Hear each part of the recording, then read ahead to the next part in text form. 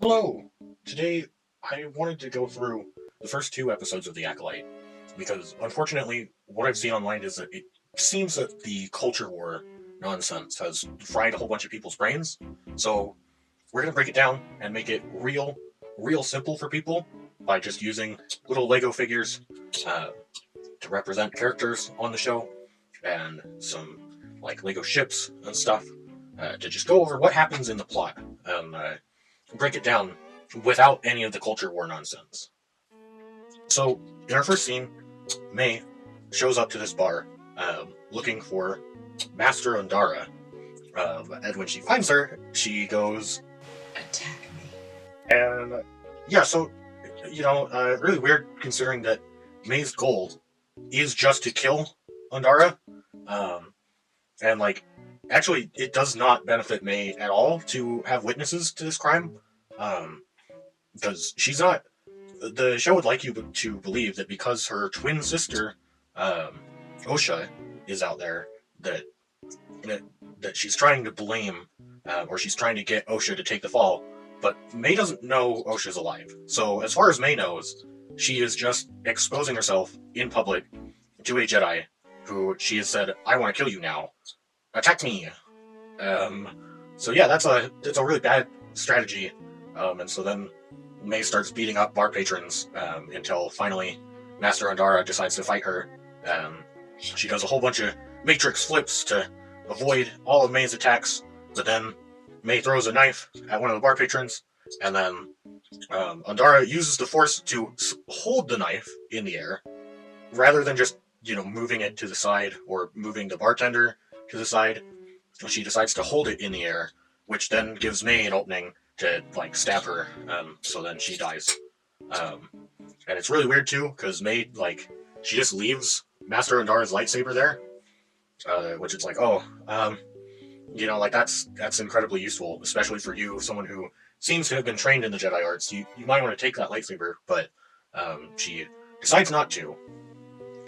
So then, after that scene and after the title card, we cut to a Trade Federation spaceship that has our main protagonist, Osha, um, on board, and she goes outside of the spaceship to do some repairs because she is what's called a mech tech because we can't have normal names anymore in Star Wars.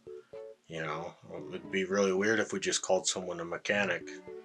Um, but and then the Trade Federation guy says this. What is taking so long? Activate the shield immediately. Yeah, methods are on it, Captain. The grease scrubbers are disposable. Our cargo is not. No, we can hear you. When you heard just do it, it's clearly disposable, but me on the other hand, come on. Very funny. So, Trade Federation guy, it's his ship. He's the captain of the ship. He should know that the mech techs are patched in to him. Um, and then, as we'll later find out, mech techs are illegal workers that they're not allowed to do the job that the Trade Federation has hired them to do. Um, so it's really weird that OSHA is just like all jovial about that comment and is like joking around about it when it's like no, he just threatened to kill you guys. Like that's not a real jovial thing. Like you're illegal workers that he sees as expendable and he wants to leave immediately. Like you should probably take that really seriously, but no, we're still in the fun portion of the show, so we have to joke about everything. So then the Jedi show up in their ship, and they dock with the Trade Federation ship. And so then we get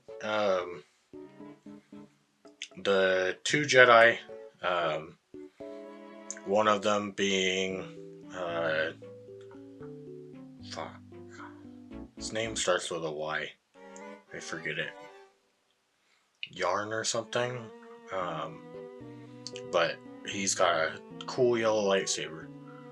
But so he shows up to the ship because he's like, oh, hey, Osha, like, like, it's been a long time since we've seen each other, and you're never gonna believe this, but it turns out that, like, yeah, that one Jedi Master, Andara, yeah, she just got killed by you, actually, like, so yeah, we're gonna have to take you under arrest. Um, but I guess before that, I should mention, um, so he comes onto the ship and he starts talking with Trade Federation man. Um, and he's like, "Hey, we're looking for a mech tech." And Trade Federation man is like, "Nah, we only have astromechs do that. Like, you know the law. Like, only astromechs are allowed to do outer ship repairs." And then the Jedi almost uses a force mind trick on him to get him to tell him the truth. But then the assistant just blabs out that, oh yeah, we definitely have a mech tech on board. Really weird that the Jedi doesn't do anything about that. Like, the Trade Federation just admitted to having an illegal worker and, like, um, and to violating, like, worker policies or, like, labor laws. Um, so kind of weird that the Jedi don't seem to care about that whatsoever. Um, but so yeah, so then he goes and he tells her that, like, hey, you're under arrest, by the way. We need to bring you in for questioning. And then I guess there was a cut somewhere, but the Jedi, him and his Padawan, they leave. They take their ship and they leave. And then a Republic prison transport shows up and captures May. Then it takes off. And then we're done with the Trade Federation ship. It's gone. Yeah, I almost forgot that OSHA, while on the Trade Federation ship, says that none of their Jedi skills were transferable to another occupation.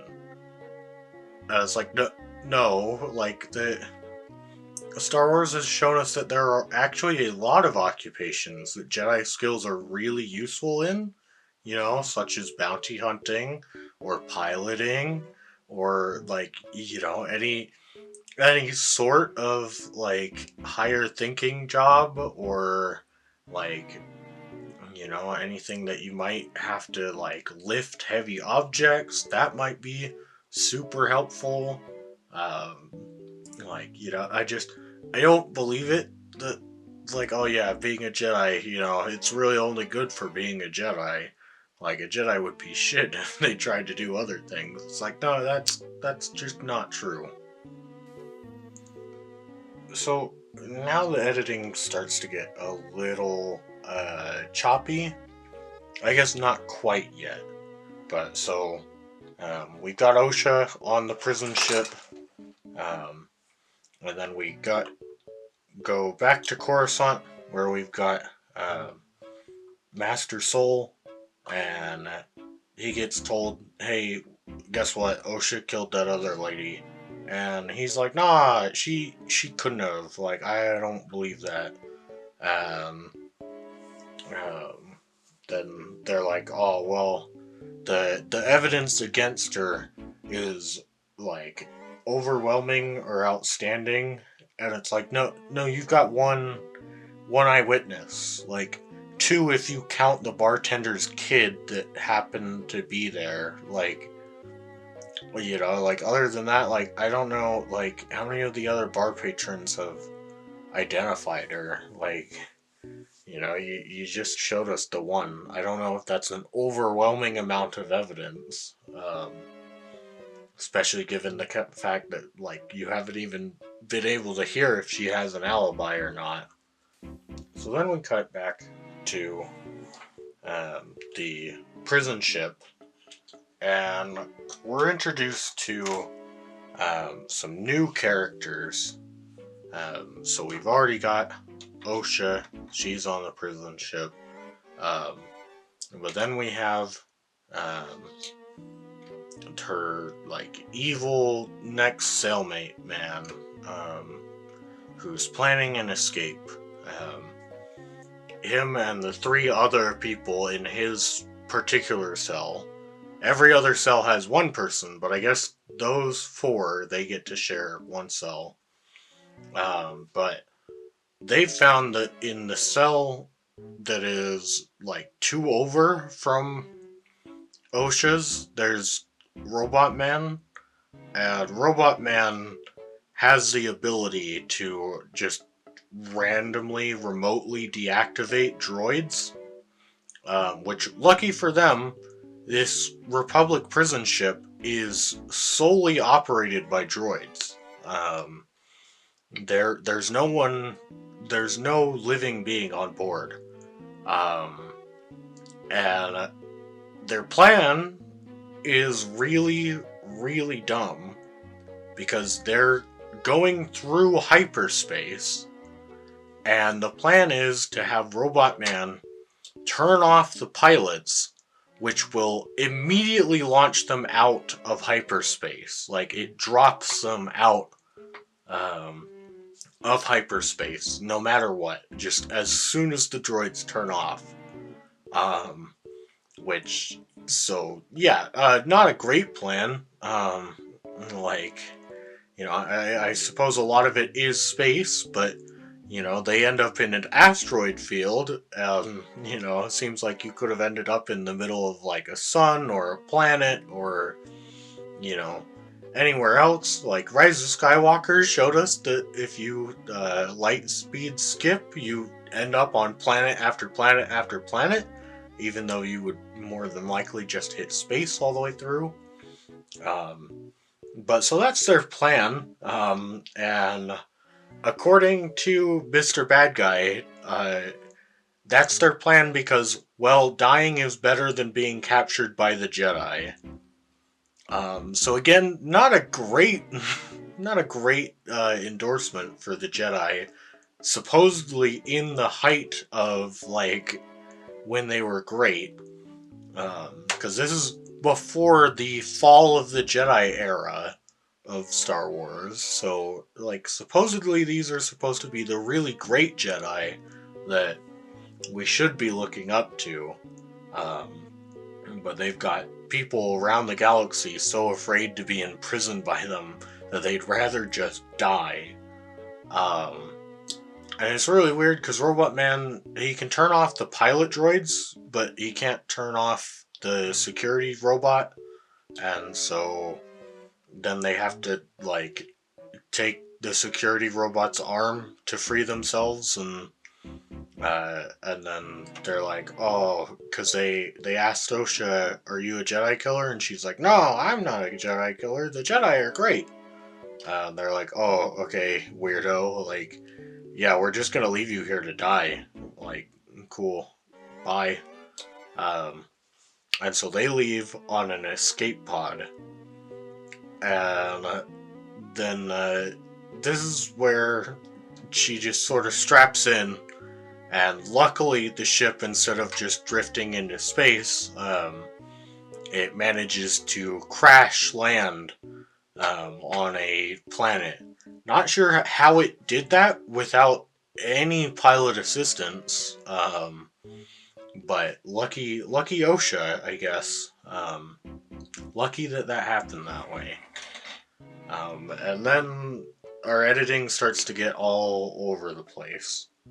So then we cut to the Jedi Temple, or we cut back to the Jedi Temple with Master Soul and his apprentice Jeki, and they've already got all the prisoners from the ship. They're already at the Jedi Temple. They got recaptured from their escape pod, but they didn't find OSHA. And according to Vanessa Rowe, the Republic has already dispatched some probe droids to go survey the wreckage. Um, and so that's our timeline. And then we cut back to um, OSHA in the wreckage, where she has this weird dream about like her and her sister running around as children. Um, the child actor they had isn't great, but that's more on the direction probably. Um, but then yeah, like then OSHA wakes up from this dream, and that's when our team of 3 Jedi have already gone all the way from Coruscant to this ship. Um, which is really weird considering like what did the Republic's probe droids do? Like, did they just go, "Oh yeah, there's a ship, bye"? Like, it's like they didn't want to go inside the ship. Like, they didn't find someone passed out on the floor and go, "Oh hey, that looks like our suspect." Like, why are probe droids now just completely useless? Like, and also timeline wise, how how does this make sense? We like how long was she passed out for? Because she's passed out long enough that the Republic captured. Where did they go? They captured the prisoners. Like the Jedi came and they took those guys. Then they dispatched probes. Now maybe they could have done that at the same time, um, but like the probes didn't find anything. I guess. Like they must have found where the wreckage was because the Jedi knew right where to go. Um, but they didn't find OSHA for some reason. But then yeah, OSHA was still passed out long enough that that information could go all the way back to the Republic. The Republic could take the prisoners all the way back to Coruscant, um, begin interrogating them, and then our team of Jedi could go all the way back to the wreckage, all before OSHA woke up. So, yeah, like, you might not think it because of the weird editing, but OSHA would have had to been passed out for like a day, maybe more, because that's a trip to, from, and back again. Uh, this planet, Carla, I think is what it's called. Um, some planet from the Clone Wars, but um, knockoff Hoth. Um, like that. That's how long it would take. Like, it's weird how long she's passed out for, but the show acts like it just like it takes nothing. Like it's a 5 minute trip from Coruscant to this planet to Coruscant again. Like all of that can be done in 5 minutes. And it's sad, man. Like I don't get it. Why can't we just have like have timelines that make sense? Oh yeah, I almost forgot that while the Jedi are on their way to the wreckage, Master Soul ends up revealing that OSHA has a twin, May, and then this Jedi Master or Jedi Knight, he points out, um, Y'all, I think is his name. Um, but he points out that that's not in the records. That like it wasn't reported that OSHA had a twin sister. And that's it. That's where that conversation ends. Which it's like, no, he should have a lot more questions for Master Soul. Like, hey, why isn't that in the record? Like, that's weird. Did you keep something from the record? Why, like, like that seems really weird. Like, are you lying to me? Like, why are the Jedi like, wouldn't you want to investigate this like difference in information a bit farther than just, oh, okay, I guess she has a sister. Like that, it's so lame. So then our three Jedi, they end up chasing Osha, um, down this cavern that ends in a cliff, and then Osha's like, "Oh, I didn't do it," and then just slips off the cliff. But Master Soul, he uses the Force to keep her from falling. Weird. Feels like there's other moments in Star Wars where maybe there was a Force user up on a platform and another Force user that didn't want to be captured by them, and so they jumped off the platform, and that Force user up on the platform couldn't just grab them. It's almost like the original six films like treat grabbing a living person as like extremely difficult to do. Um, that like choking them is about the closest you can get, but especially when they're another Force user. Now, to be fair, Osha is out of training with the Force, but I'm almost confident that she's gonna turn into Sabine. You know, she'll start the season going, "Oh, I can't use the Force anymore. Oh no!" And then she's gonna end up just being a Force god by the end of the show. Um, It wouldn't surprise me because the show already does not show any restraint with the Force.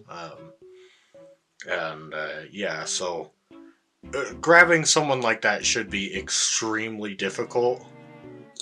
But Master Soul does it with ease, which is another irritating thing about this show. Is that like even though Yoda struggled to use the Force in the original six films, like whenever he did anything really big, um, like for some reason they're just allergic to showing people struggle to use the Force.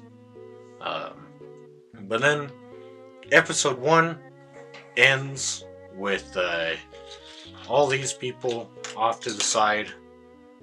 We get May approaching her master, Darth Mouth, as he gives this rousing speech. The Jedi live in a dream they believe everyone shares. If you attack a Jedi with a weapon, you will fail. Steel or laser are no threat to them. But an Acolyte kills without a weapon. An Acolyte kills the dream. So, yeah, what Darth Mouth said was really cringe. Especially considering that he lit up his lightsaber while saying that, haha, lol, like May, you're never gonna kill a Jedi with like a knife or a lightsaber or like a blaster.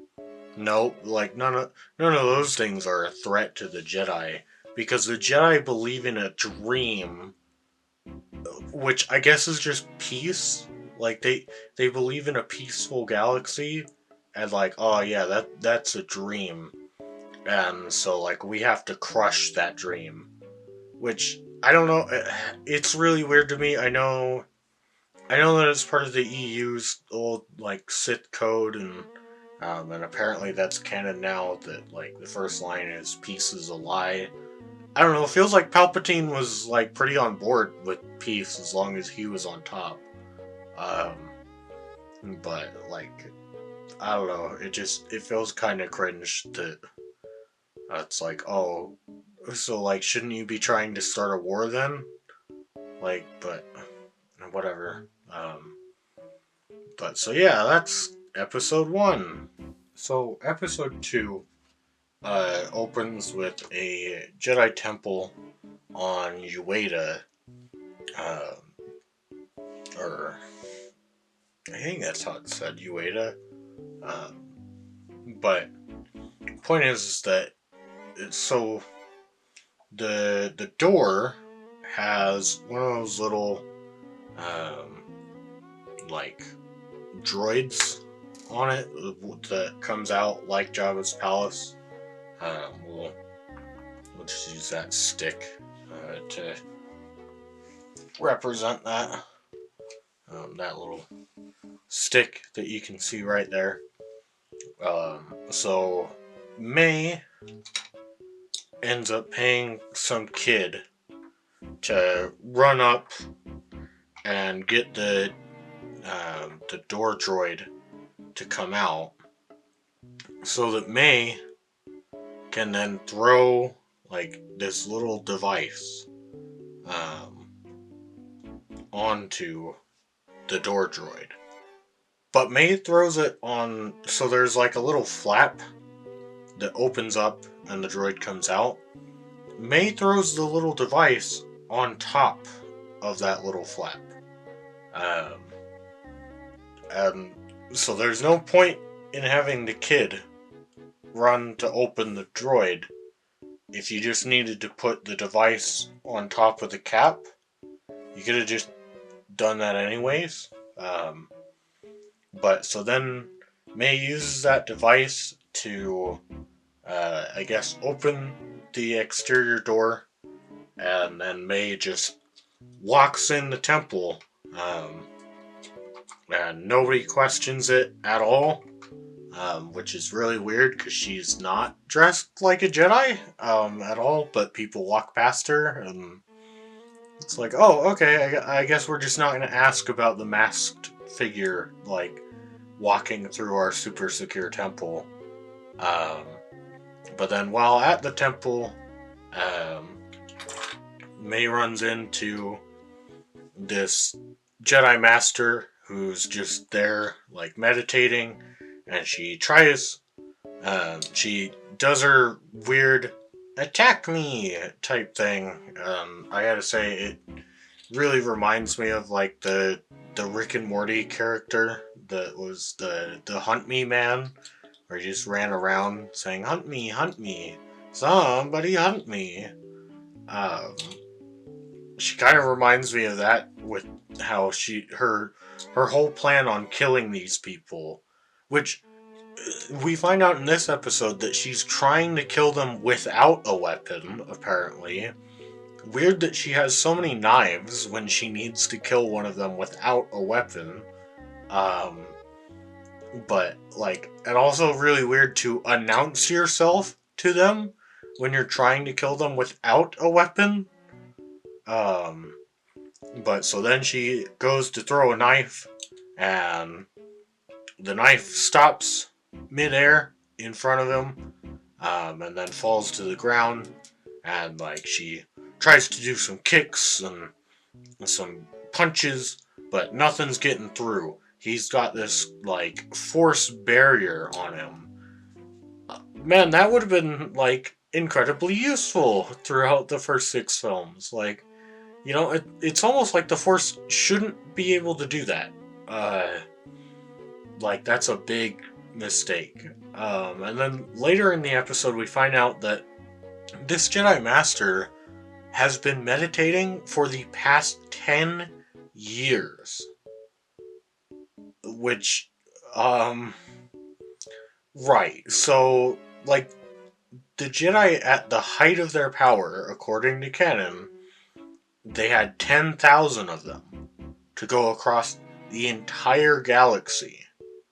I'm sorry, but I don't actually believe that the Jedi would just let one of their members you can just meditate all day, every day, for a decade.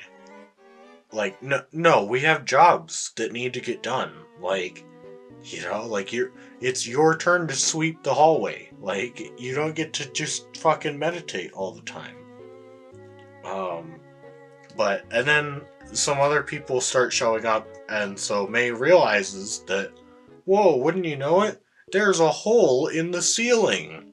And so she just climbs out of that hole in the ceiling.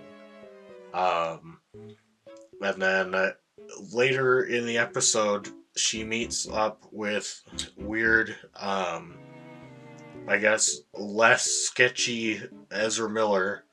Um, she meets up with him, and he's like, "Oh, you didn't kill him," and she's like, "Oh, I couldn't touch him." And he's like, "Okay, well, why don't you try giving him this poison?" Because poison counteracts the fact that you can't touch someone. You can definitely give someone poison if you can't touch them.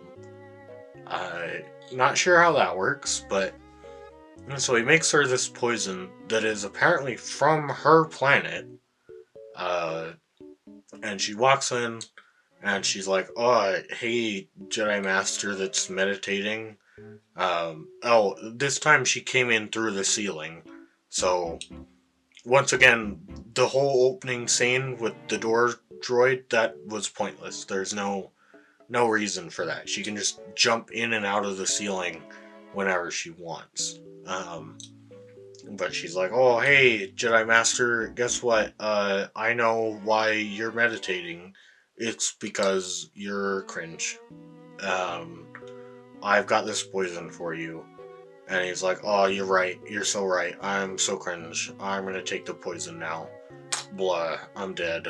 And then she jumps out the window, but oh no, May's there, or Osha's there to investigate, and she's like just looking at the body, and it's really weird, because then the other Jedi, like, they walk in, and they're like, "Hey, like, what you doing there? Like, why is he dead? Why are you just chilling around his body? Like, that's weird, there's this poison vial on the ground. Did you poison him?" And then Y'all comes in, and he's like, "No, I was watching her the whole time. Really weird that you like let her just like examine the body for 2 minutes. Like, also really weird that she knows that she's there because people believe that she murdered a Jedi. She sees another Jedi get murdered, and she's not like, oh shit, they're gonna blame me. Like, she doesn't really react to it other than like, huh, I guess he's dead. That's so weird. Like, what? Why is this storytelling? Um, but so then the Jedi conclude that, well, she must have gotten the poison from someone around here. Because apparently it's a poison that doesn't last a long time. So you had to get it made nearby, and then they find less sketchy Ezra Miller, and they're like, "Oh, that's weird. He's not the local guy. Like, maybe we should go investigate."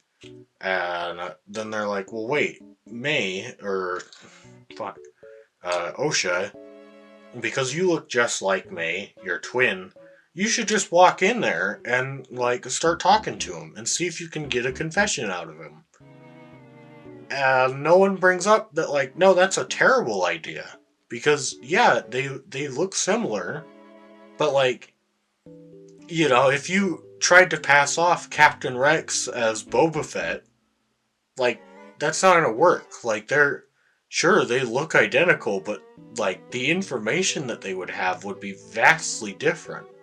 And so, like, if it went down that he was like, "Oh, hey, how'd it go?"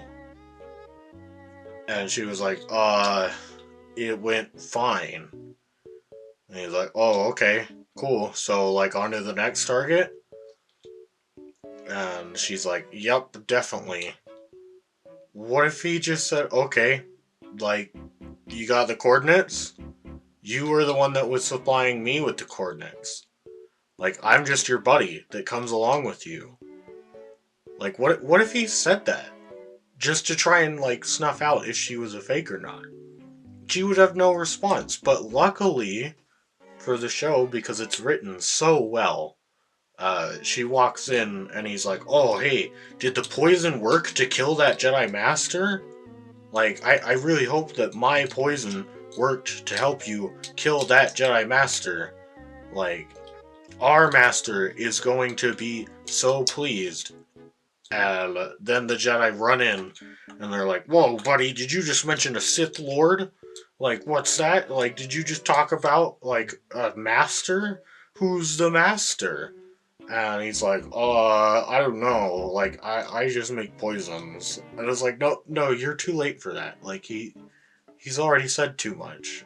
But then they're like, oh, well, May's gonna come back later tonight. So why don't I just stick around here, and then you guys can, like, set a trap for her. And they're like, oh, yeah, okay, yeah, sure, that sounds totally reasonable. We should definitely trust less sketchy Ezra Miller. Um, Especially after he said that he just supplied the poison to kill a Jedi Master, and he knew that was what it was for. Um, but so they, like, let him just wander around until finally May shows up. Um, then they're like, "Hey, you know what? Jedi killing? It's not cool, May. You shouldn't be doing that." And she's like, well, you know what? The Jedi are cringe."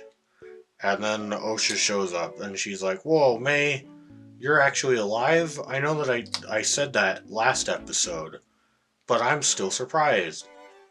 And then May is like, "Whoa, Osha, you're alive? I didn't know that." Um, but yeah, and so then May is like, well, you know what? Dirt bomb," and then she disappears. Um, they're like, "Oh no, we lost her. Too bad." I was like, "Well, no, hold on. She didn't teleport away. She just ran. Like, she's got to be somewhere nearby. Like, I know you've got these three Jedi on your mission, but there's got to be someone else, right? Like, someone, like, surely at that temple they've got more Jedi that would gladly help you. Also, I know that at this point in time the Galactic Republic doesn't have an army, but surely there are, like, military forces that are friendly to the Republic that would help you. Like, there's got to be some form of cop in the galaxy other than Jedi.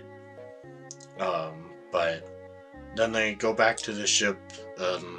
They're like, "Hey, so we know who the next Jedi um, on our list is going to be, because it's just me, Master Soul, and this Wookiee Jedi.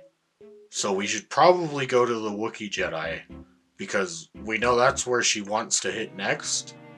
And then Vanessa Rowe is like, "Nah, that's cringe. Like, you need to just come back to the Jedi Temple, so that we can tell you how cringe that is." Um, and then the next day, May finds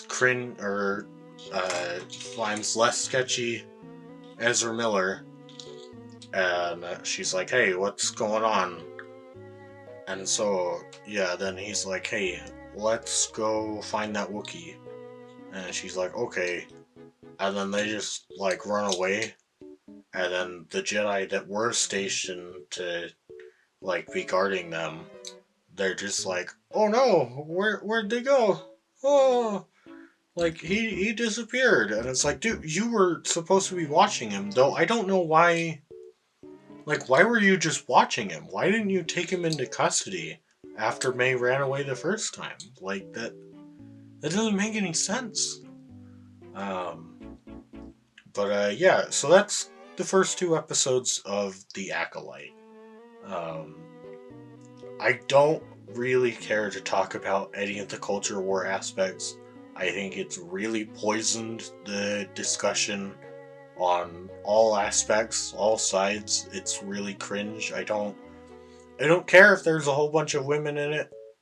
That's great. That's fine. Like, have as many women, men, non-binaries. I don't give a fuck. Like, just if you could tell me a good story, that would be nice. But as I hope that I've demonstrated in the most fair use way that I could possibly think of, um, I hope that I've demonstrated how bad the writing is in these first two episodes.